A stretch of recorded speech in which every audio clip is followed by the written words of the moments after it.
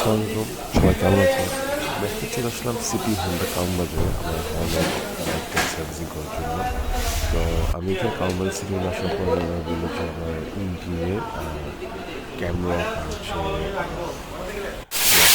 Cash বক্সের repairing হয়েছে, যার কারণে ওদের কাছে আমি করতে আসছি। এখানে ৩,০০০ কিলোমিটার মাত্র এই বাইকটি ক্যাশ করা হয়েছে। তারপরও দেখছি যে ওরা জনকে ইনস্ট্যান্ট করে দেখাচ্ছে বা খুলে দেখাচ্ছে এখানে আসলে এই যে ডিভাইসটা চলছিল। তো এই থেকে আমি মোবিলটাও চেঞ্জ করেছি। মোবিলটার প্রাইস আগে অনেক কম ছিল।